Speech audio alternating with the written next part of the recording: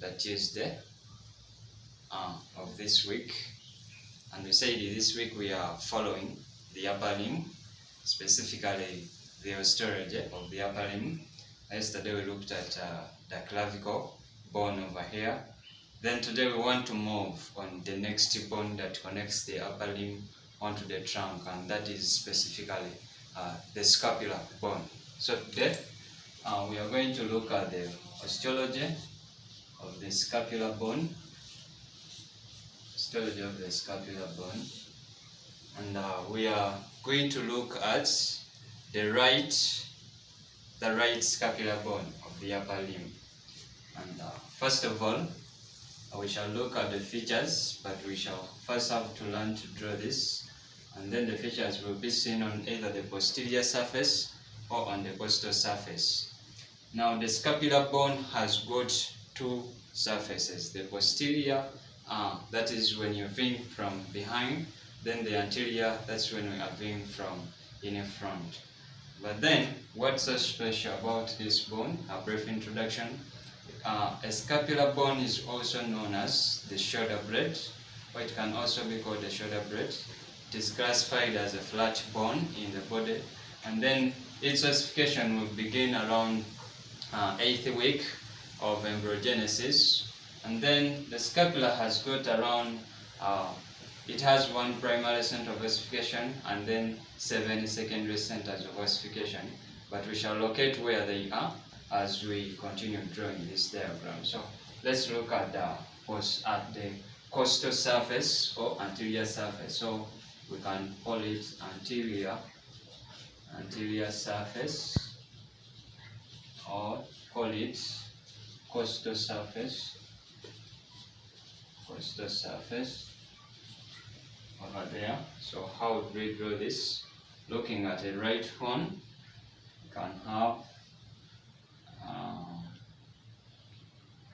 have this, our glenoid cavity, and around glenoid cavity we have this feature called the coracoid process, above which we have our superior border that will come down here and then down here to give us what we call the lateral border. So this is our costal surface. And now there are general features that make this bone very prominent, or that give it its functions or its surface body landmarks, as we are going to see. And one, like we are going to look at the surfaces. There are only two surfaces: anterior surface or costal surface, which we are starting with, then the posterior surface, which we are going to see later. But then let us begin by looking at features, major features that this bone possesses on either the costal surface or on the anterior surface or on the posterior surface. So one major features we see on this bone is one, it has three angles. It has three angles and another angle over there. So these angles are superior angle over here. Here we have the inferior angle, and then the third angle is over here, which is called lateral angle. So those are the three angles over there. Then it has three borders. These are the borders.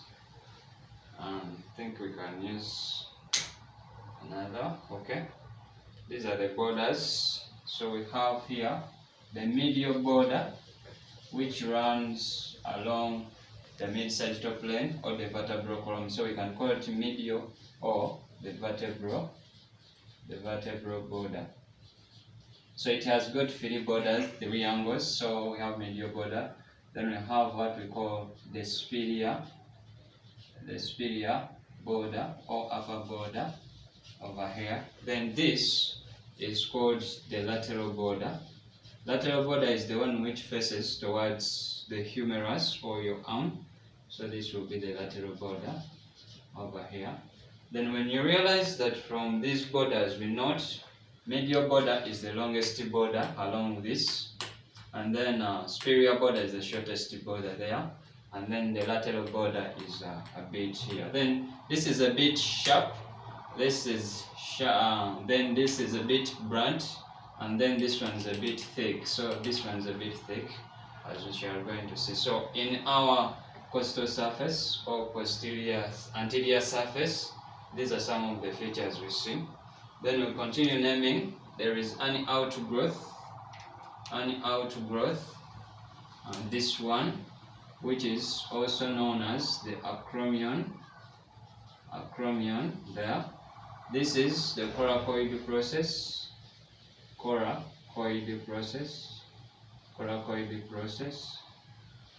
that is coracoid process there. Then we say that this is our lateral angle. This is our lateral angle. Then coracoid process above.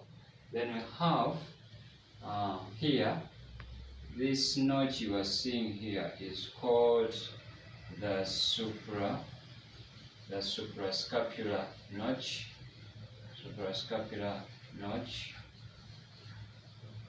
Through that notch, that's where the suprascapular nerves pass through to supply this type of bone, or to supply the muscles that attach onto that surface. Then this bone on its anterior surface has what we call a depression, and then this depression, which is known as the subscapular fossa, that is the fossa into which the muscle known as subscapularis attaches into.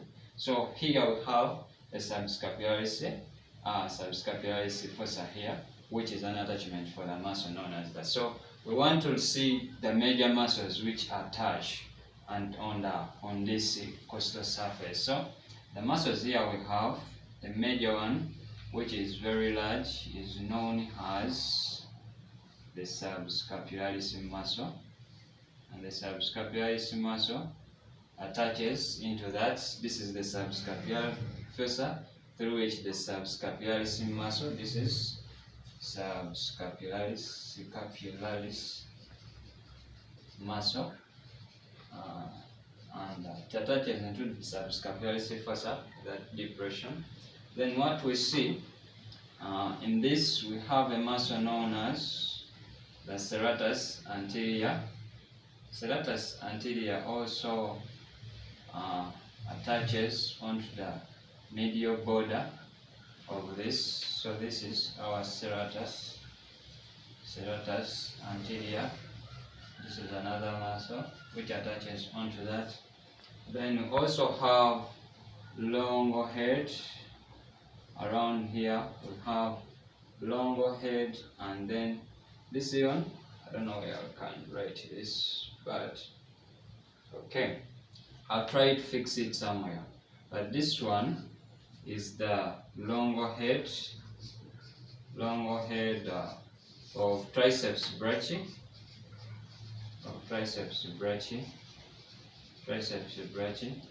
there, which originates from there. Then we also have the longo head of biceps brachii, also originating from here. So this cavity we are seeing here, and this cavity we are seeing here, this one is known as the glenoid cavity. The glenoid cavity, can call it a glenoid cavity or glenoid fossa, is the one which articulates with this humerus bone around here. So it articulates with the humerus head, half spherical head of the humerus, the joint known as the glenohumeral joint along this region.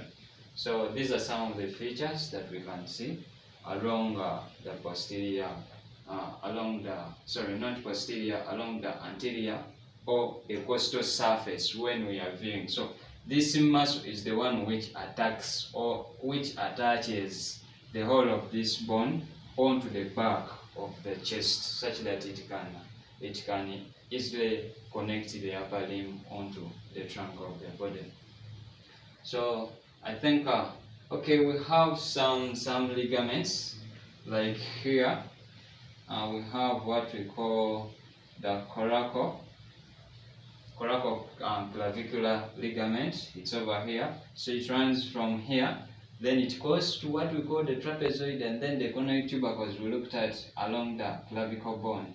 Then also have a hyoid muscle, makes it a point of attachment over there, over here, so it can touch there.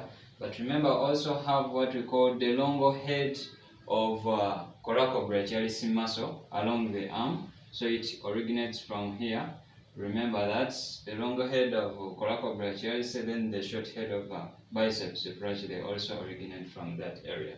So I think that is a very clear view about that. So that's the costal surface or anterior surface. Now let's look at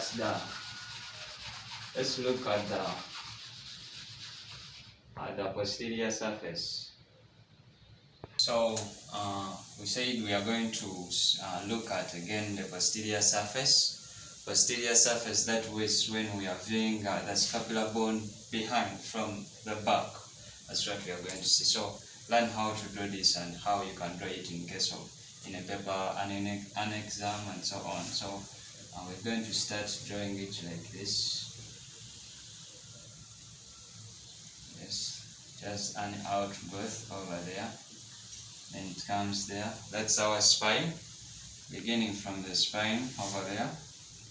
Then I'll have my coracoid process coming out there, and then I'll have the scapular notch, and then I'll have my superior border or upper border there. Then my upper border connecting me to the medial border there, and then I'll have my glenoid cavity there, and then the glenoid cavity will connect to the medial border there, and that is simple diagram of our posterior surface. So on the posterior surface there is this prominent structure known as the spine.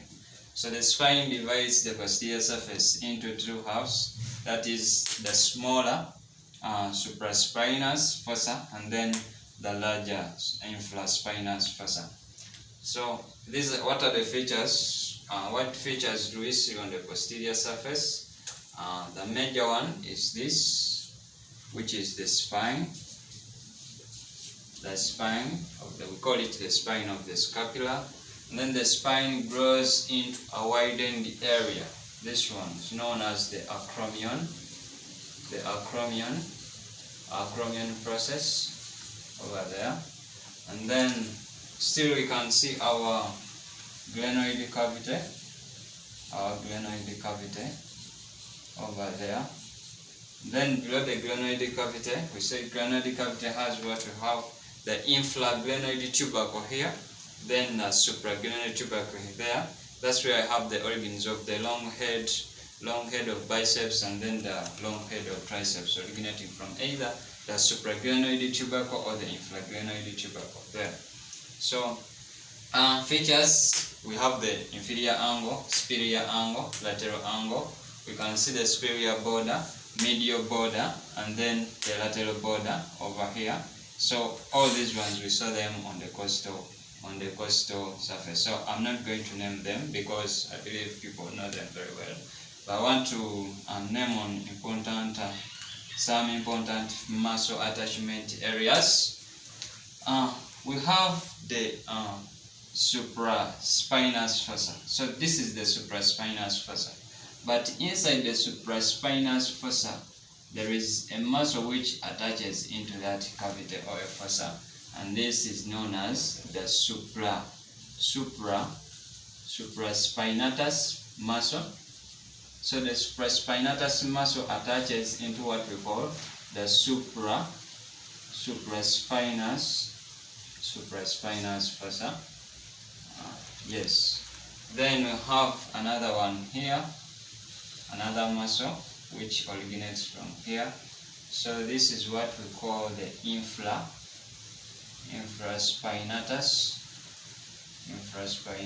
and the infraspinatus attaches into what we call the infraspinous fossa, that one. So have our spine, major prominence or major protuberance on the posterior surface, dividing it into small supraspinous fossa, which is an organ of which provides organ or attachment of supraspinatus muscle. Then larger infraspinous fossa for attachment of infraspinatus muscle. Then along the medial border, which runs along the vertebral column, we have other muscles attaching here, and this we call deep muscles on the back, which is levator scapulae attaches on the upper side of the medial border. Then below that, below levator scapulae, we have another muscle, the rhomboids. So here we have rhomboid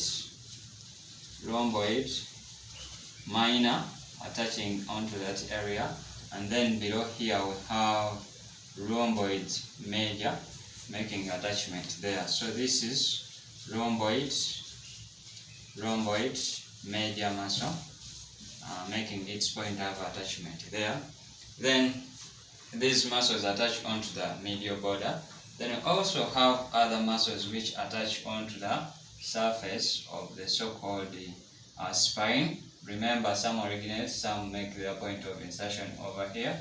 Remember our trapezius muscle yesterday that was attached onto the scapula, onto the clavicle. So along the upper side of the spine, we have what we call the trapezius muscle.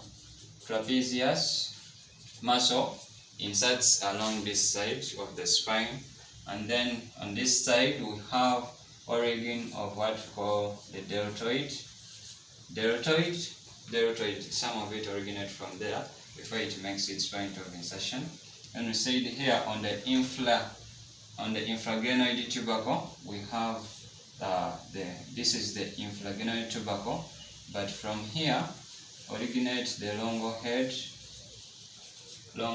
of triceps brachii. So this originates from the infraglenoid tubercle. This is tubercle over there, and then below it we have another muscle which is known as we have another muscle here.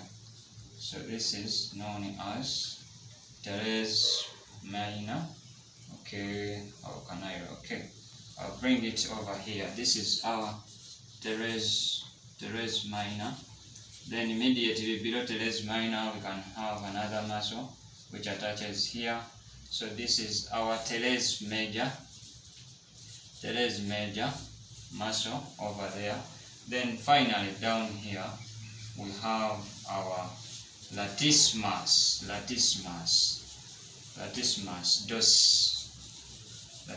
dorsi attaches over there. So major sites of origin of muscles, major type sites of insertion of muscle. So there are many muscles features that we can view on the posterior surface, and these are some of them that we can see. I think from today you've learned how to draw this very well, and you've learned how to name the different muscles, features, and other. Next time we'll look at nerve supply, blood vessel supply, and other.